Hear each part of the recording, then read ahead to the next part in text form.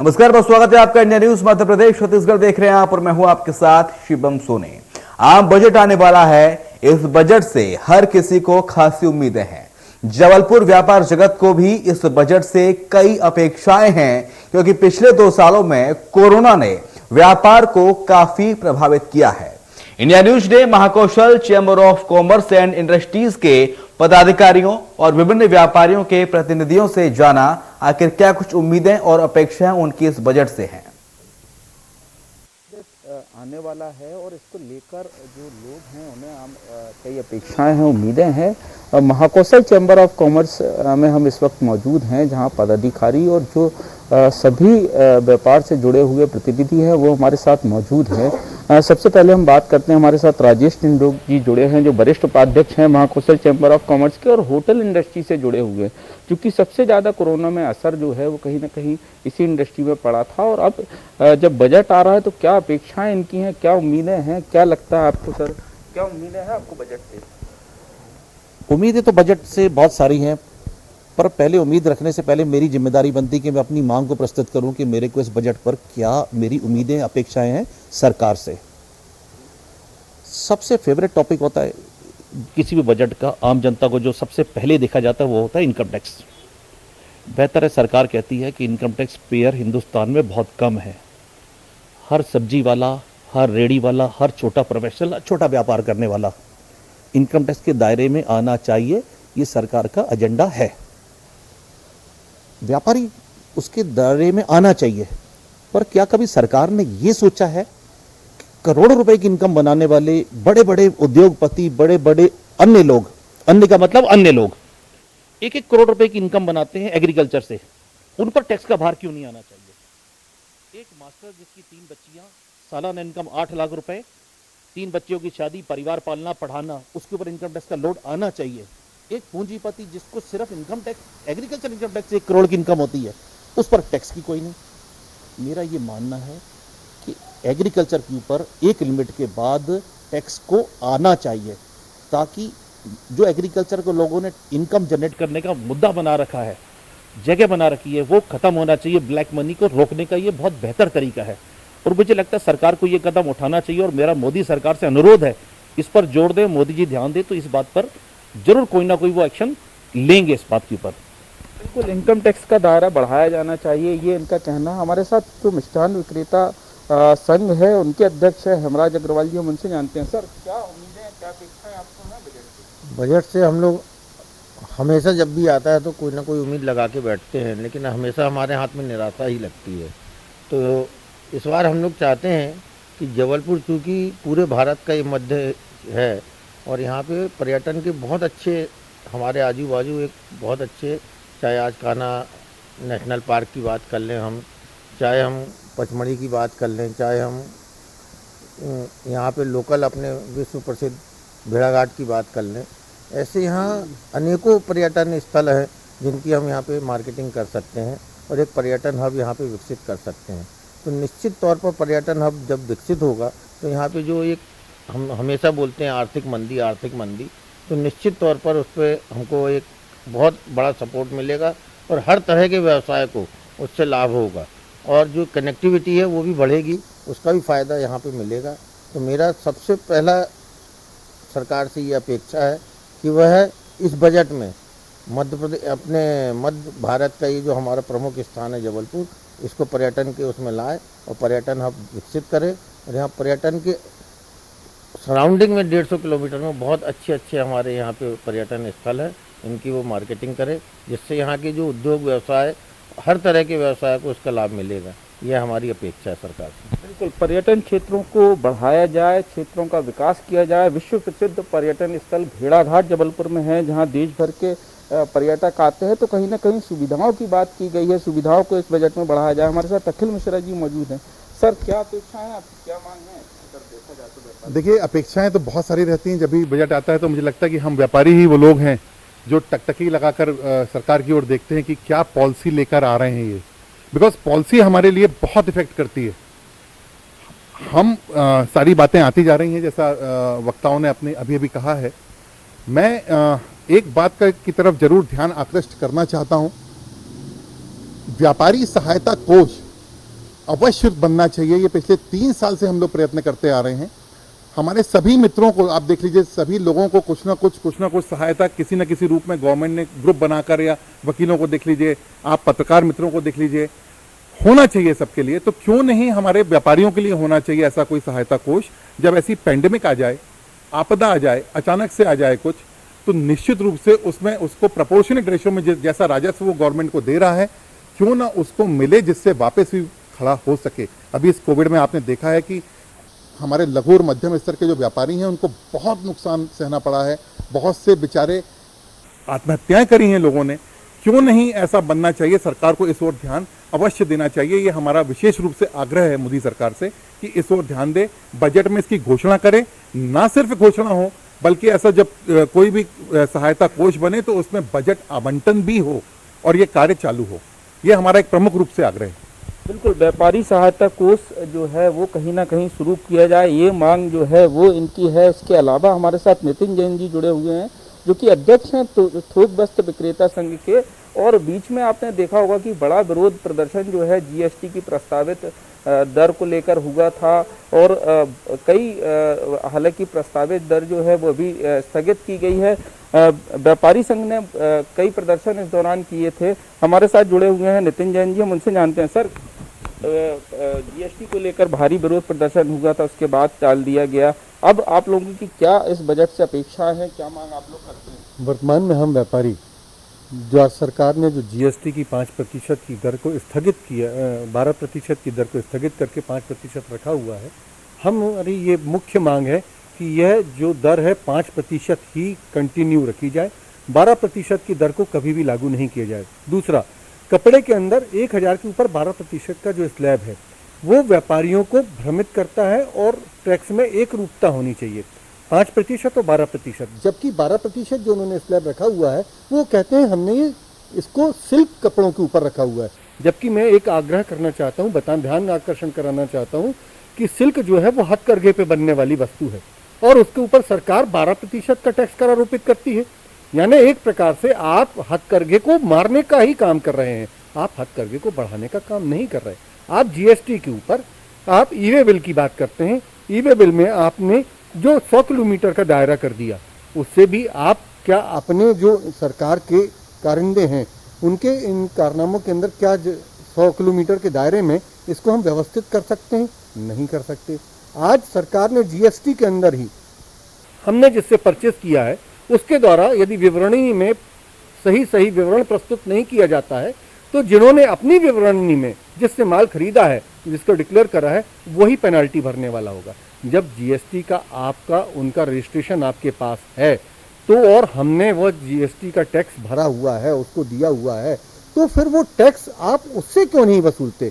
वो कर देने वाले व्यक्ति से दोबारा क्यों टैक्स वसूला जाए?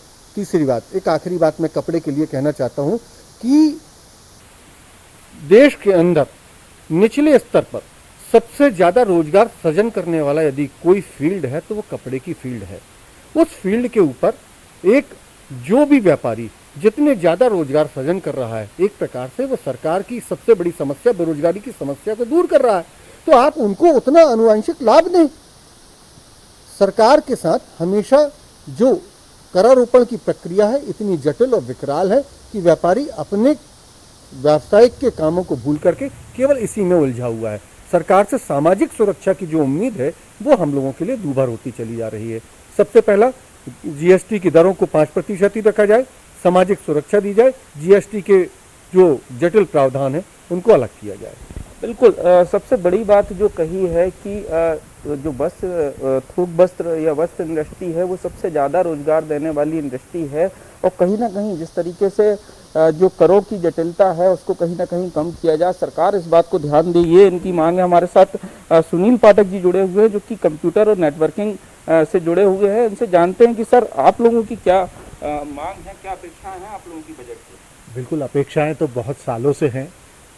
बहुत सालों से जबलपुर इस मांग को उठाता रहा है, लेकिन किस हद तक पूरा हुआ है ये तो नहीं पता। सबसे मेन देखिए, किसी भी व्यवसाय, किसी भी क्षेत्र का व्यवसाय वृद्धि होनी है तो कनेक्टिविटी सबसे मजबूत होनी चाहिए। और आज भी दुर्भाग्य है शहर का कि कनेक्टिविटी के मात्र में, यदि एयर कनेक्टिविटी की बात करें तो कुल मिला के 9 फ्लाइट्स जो हैं वो जबलपुर से चलती हैं, और उसकी भी कोई गारंटी नहीं रहती कि वो एयरपोर्ट पहुंचने के बाद ही पता लगता है कि वो फ्लाइट जाएगी या नहीं जाएगी, उसकी भी कोई व्यवस्था नहीं है। यहाँ से एयरपोर्ट की कनेक्टिविटी भी एक बहुत बड़ा आज की तारीख में समस्या वाला है कि सबसे बड़ी समस्या यहाँ से एयरपोर्ट की कनेक्टिविटी है। वो 9 फ्लाइट्स के लिए आदमी जैसे तैसे पहुँचता है, और वहाँ पहुँच के जब फ्लाइट के बारे में उसको जानकारी नहीं मिलती है और व्यथित होकर उसको वापस आना पड़ता है, तब पता चलता है। ब्रॉड गेज की बात करें, आज अगर हम साउथ को जोड़ने के लिए ब्रॉड गेज हमारे यहाँ इतने समय से, मेरे ख्याल से 3 साल हो गए पूर्ण हुए, लेकिन आज तक हमें नागपुर के लिए या साउथ के लिए कोई भी इंटरसिटी या कोई भी ऐसी ट्रेन नहीं मिली जिससे हम जाके सुबह जाके शाम को अपना व्यापार करके, व्यापारी वर्ग या अस्पताल में किसी को ट्रीटमेंट कराना है तो वो जाके वापस आ सके।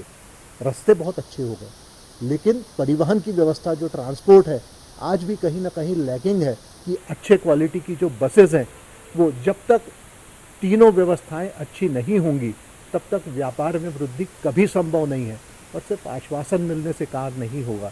इसके लिए कोई ठोस कदम उठाना पड़ेगा, तभी हमारे शहर का व्यापार और उद्योग को बढ़ावा मिल सकता है। बिल्कुल सही। शहर के विकास को लेकर शहर के जो व्यापार है उनके लिए मूलभूत संरचना का विकास जो है वो कहीं ना कहीं किया जाना चाहिए, ये कहना है। हमारे साथ जो सराफा एसोसिएशन है उसके अध्यक्ष मौजूद हैं। बीच में बड़ा प्रदर्शन जो है वो सराफा एसोसिएशन का देखा गया था। अगर बात की जाए तो सराफा बाजार को बंद किया गया था पूरे देश भर में, और प्रदेश भर में विरोध जो है वो देखने मिला था। अब जो है क्या मांग इन लोगों की जो आम बजट है उससे है, बात कर लेते हैं। राजा सराफ जी हमारे साथ मौजूद हैं। सर, क्या आप लोगों की मांग है, क्या अपेक्षा आप लोगों को है इस बजट से? सराफा ट्रेड ये पूरे देश का सबसे ज़्यादा टैक्स पेयर ट्रेड है। हम लोगों की लगातार मांग रही है कि हम व्यापारी टैक्स देने से पीछे नहीं हटते, लेकिन उसमें जो व्यवस्थाएं हैं उसको व्यवस्थित तरीके से करने की आवश्यकता है। 2-3 चीज़ें हैं जो हम लोगों को इस बार बजट से डिमांड है और चाहते हैं कि होनी चाहिए। एक तो कस्टम ड्यूटी जो 12.5% लग रही है, हम लोगों ने मांग की है कि उसको 4% किया जाए। आप टैक्स कम करेंगे तो निश्चित रूप से, जब मनमोहन सिंह की सरकार ने टैक्स कस्टम ड्यूटी कम की थी तो टैक्स स्लैब बहुत ज़्यादा बढ़ गया था। इसमें क्या होता है, टैक्स बढ़ जाता है तो ब्लैक मनी या दूसरे रास्तों से जो सोना आता है उसके कारण फिर टैक्स कम हो जाता है। हम लोग चाहते हैं कि सारा काम एक नंबर पे हो, सारी व्यवस्थाएं जो व्यवस्थित तरीके से हो, ज़्यादा से ज़्यादा टैक्स सरकार के पास जाए। तो हम लोगों की मुख्य मांग यह है कि कस्टम ड्यूटी 4% होनी चाहिए, जो अभी वर्तमान समय में 12.5% लग रही है। दूसरा, अभी हम लोगों को जानकारी आई जैसे कपड़ा में वो 5 से 12% करने की ऐसी कुछ योजना उनकी ज्वेलरी ट्रेड के ऊपर भी है। और हम लोगों ने पूरे देश में, क्योंकि हमारा जो ट्रेड है पूरे देश में संगठित रूप से एक साथ आंदोलन करता है। हमने अभी हालमार्क को लेकर 23 तारीख को पूरे देश को बंद किया हुआ था, और हमारा ट्रेड ने उसमें राष्ट्रीय स्तर पर बैठक हुई, और हम लोगों ने ये मांग की हुई है कि जो GST आप बढ़ाने की मांग कर रहे हो, हम मांग कर रहे हैं कि उसको 1.5% किया जाए। GST आप 1.5% करेंगे तो निश्चित रूप से कलेक्शन ज़्यादा, अभी जो जितना कलेक्शन आ रहा है उससे 4 गुना ज़्यादा टैक्स कलेक्शन आएगा। तीसरी जो हम लोगों की बजट में इस बार अपेक्षा है ज्वेलरी ट्रेड की, जो सोना चांदी खरीदने के लिए वो 2 लाख रुपए तक की नगद कैश खरीदी 2 लाख तक की है।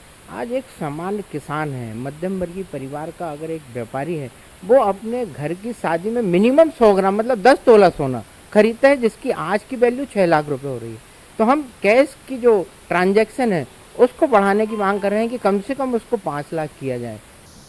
एक और विसंगति इस ट्रेड में है कि जिस जेवर को हमने टैक्स दे के खरीदा है और हम उसको अगर दोबारा बनवाते हैं तो हमें दोबारा टैक्स लगता है। हमारी इस बजट में मोदी जी से मांग है, सीतारमण जी से मांग है कि जो पुराना सोना का जो जेवर का जो टैक्स दे चुके हैं, अगर हम उसको दोबारा बनवाते हैं तो हमें सिर्फ मेकिंग चार्ज में भर टैक्स लगे, उस पूरे जेवर में टैक्स ना लगे। ये मुख्य रूप से 4 मांगे हम लोगों की है, और अपेक्षा है कि अगर निश्चित रूप से अगर वो मांगे पूरी होंगी तो टैक्स कलेक्शन हमारे ट्रेड से 4 गुना बढ़ेगा, ऐसी डिमांड है हम लोगों की। बिल्कुल, सबसे ज़्यादा टैक्स देने वाला व्यापार माना जाता है सराफा, और 4 मांगें जो है वो सराफा व्यापारियों की तरफ से है, जिनमें कस्टम ड्यूटी को घटाए जाने की मांग है। इसके अलावा जो पुरानी ज्वेलरी है उसको अगर नया बनवाया जाता है तो जो टैक्स लगता है उसको कहीं ना कहीं कम किए जाने की मांग है। केवल मेकिंग चार्ज जो है वो उसमें लगे, ये मांग है।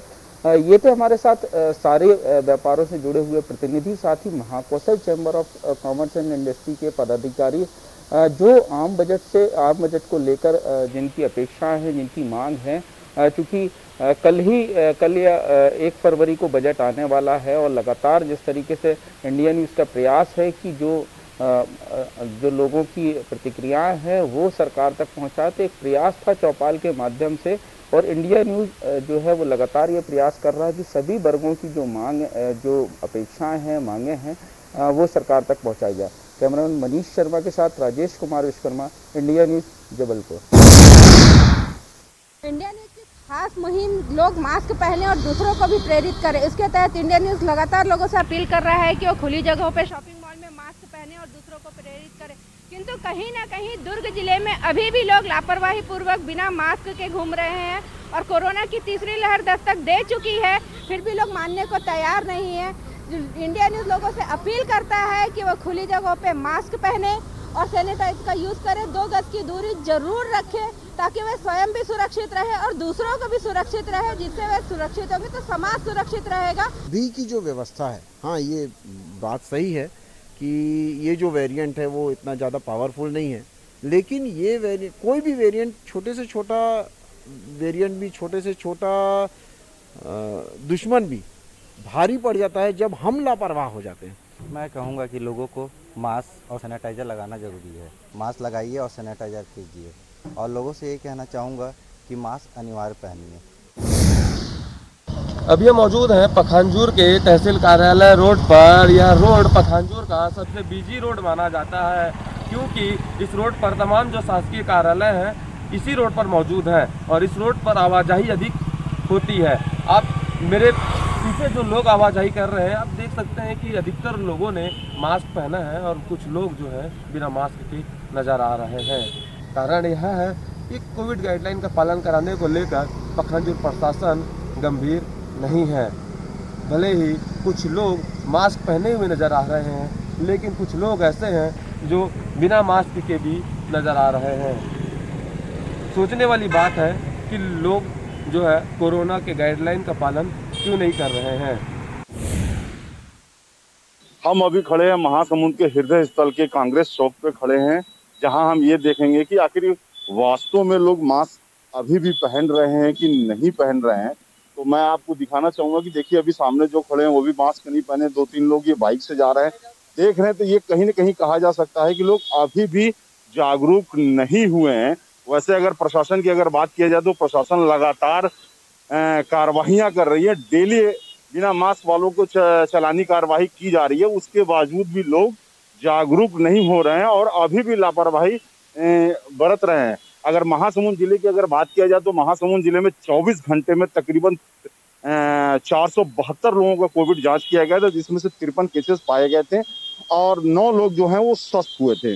अगर पॉजिटिविटी रेट की अगर बात किया जाए तो महासमुंद में पॉजिटिविटी जो रेट है वो 11.2% है और इसी को लेकर 27 जनवरी को महासमुंद कलेक्टर के द्वारा 17 बिंदुओं पे एक आदेश जारी किया गया था कि क्योंकि कोरोना के जो केसेस बढ़ रहे हैं उसको देखते हुए कुछ एहतियात के तौर पे कदम उठाए गए थे, जिसमें रात 9 बजे से लेकर सुबह 6 बजे तक नाइट कर्फ्यू का ऐलान किया गया था। सभा, जुलूस, धार्मिक आयोजनों पे सब पे रोक लगा दी गई है। यहाँ तक कि सरकारी कार्यालयों में 1/3 की उपस्थिति की बात कही जा रही है, लेकिन जो अवेयरनेस, जो जागरूकता महासमुंद नगर वासियों या महासमुंद जिले वासियों में होनी चाहिए वो अभी भी नहीं दिख रही है और यही कारण है कि कोरोना के केसेस में आए दिन बढ़ोतरी देखी जा रही है। रखे हैं, लगाएंगे इसको, अभी लगा लेंगे। ये कोरोना बहुत फैला हुआ, आप तो ध्यान दीजिए आप लोग। हाँ ये हाँ भैया, हाँ लगाते हैं ना, लगाते हैं, मास्क लगाएंगे। हाँ अभी लेकर लगाते हैं। मास्क कहाँ है आपका? मास्क तो पकड़ा हूँ लेकिन नहीं लगाया। आप पकड़े लगाइए भैया, आप बहुत जरूरी मास्क लगाना है। अभी तो मेरे दुकान में रखे तो मास्क आप नहीं पे मास्क है। हाँ ना, मास्क की दुकान खड़े सामने और लेना चाहिए आपको मास्क। हवे ना भैया, मरते रहेगा। मास्क पहना हूँ, अभी थोड़ा बकासी लग गया ना इसलिए खोला हूँ। अरे आप बगासी का मतलब आपको मास्क लगाना बहुत जरूरी है। मास्क लगाता हूँ भैया मैं ना कानून का पालन करता हूँ मैं। ये दे मास्क। हमको देख के आप ऐसा मत कीजिए भैया, आप मास्क जरूर लगाइए। नहीं वैसा नहीं है सर, एक्चुअली मैं क्या है, मैं लगाया था, धूप का समय हो गया करके निकाला था। मास्क पहना हूँ सर मैं अपने सेफ के लिए, हर कोरोना से आदमी। ये मास्क कहाँ है? कोरोना पहले मालूम नहीं, जानकारी तो मास्क नहीं है। मास्क तो देखने मास्क अपने रखे नहीं रखे मास्क, कोरोना फैले जानकारी है। तो फिर ये गमछा रखे हो ना, गमछा रखते हो, मास्क नहीं लगा। बच्चा छोटा बच्चा नहीं लगाए ना सर, ये नहीं लगाते हैं पंडित के मास्क का बने लगा। मास्क लगाना चाहिए, कोरोना फैले। लगाया हूँ या गिर गया था? लगा रहे हैं ये लगा रहे साफी लभी रहे हैं तो दुकान में। जबलपुर में कोरोना संक्रमण के मामले अगर पिछले कुछ दिनों की बात की जाए तो कम हुए हैं। लोगों में जो है अगर बात की जाए तो कहीं ना कहीं जागरूकता नज़र आती है और यही वजह है कि आंकड़ों में कोरोना के मामलों में कमी आ रही है। अगर बात की जाए तो लगातार जिस तरीके के मामले थे, प्रतिदिन पहले 900 से ज़्यादा पॉजिटिव मरीज़ सामने आ रहे थे, लेकिन अब ये संख्या घटी है और 700 और 400 अगर बीते 24 घंटे की बात की जाए तो 410 से ज़्यादा पॉजिटिव मरीज़ जो है वो सामने आए हैं। तो कहीं ना कहीं जो जागरूकता है उसका असर देखा जा रहा है। जबलपुर के भीड़ भरे व्यस्ततम मार्केट सिविक सेंटर में इस वक्त हम मौजूद हैं। दुकानदार हैं हमारे साथ, हम उनसे जानते हैं। सर बताइए, लोगों में जागरूकता नज़र आती है? मास्क लगा के लोग आ रहे हैं? बिल्कुल आ रहे हैं। अभी जिस समय शहर में कोरोना के केस बढ़ रहे हैं, लोगों में जागरूकता आई है मास्क पहनने की।